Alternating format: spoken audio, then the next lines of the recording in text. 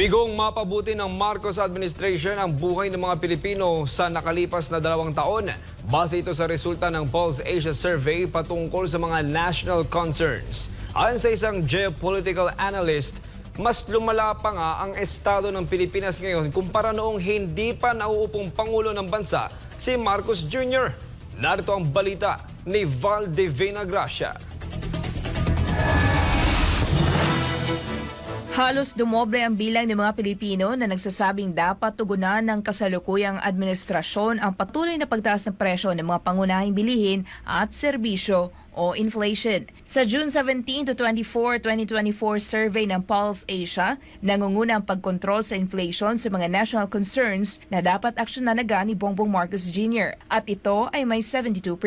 Ang naturang porsyento ay higit namang mas mataas kumpara noong Setyembre ng 2021 sa ilalim ng Duterte administration na mayroon lamang 41% at kasagsagan pa ito ng pananalasa ng COVID-19 pandemic. Ayon naman sa geopolitical analyst na si Professor Ana Malindugoy, ang mataas sa porsyento sa inflation ay patunay na lumala ang estado ng Pilipinas sa ilalim ng Marcos administration.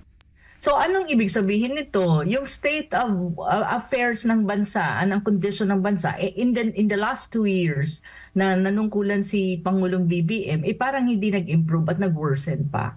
Kasi look, inflation 72% out of 100% na na-survey ha. Ang laki niyan, ang taas niyan, that's way beyond 50. Bukod dito, lumalabas rin na may problema ang bansa sa usapin ng ekonomiya. Pag sinabi mo kasing inflation, may problema ka sa ekonomiya. Ibig sabihin, yung mga basic necessity and basic goods mo mahal. Kaso, mahal sila pero hindi makakope up ang ating mga kababayan kasi ang sweldo mo hindi naman tumataas.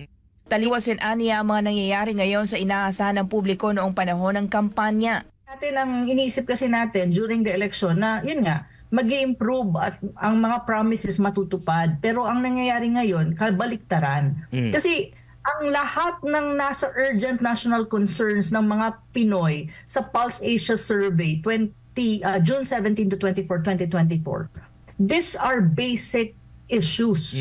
Na basic issues ng bayan. These are services basic services.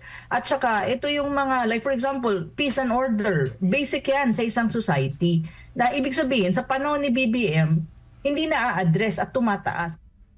Kaugnay nito, tanong ni Malindugoy sa administrasyon, anong gagawin nito upang tugunan ang mga concern ng taong bayan? Para sa Diyos at sa Pilipinas kong mahal, ako si Val Divina Gracia.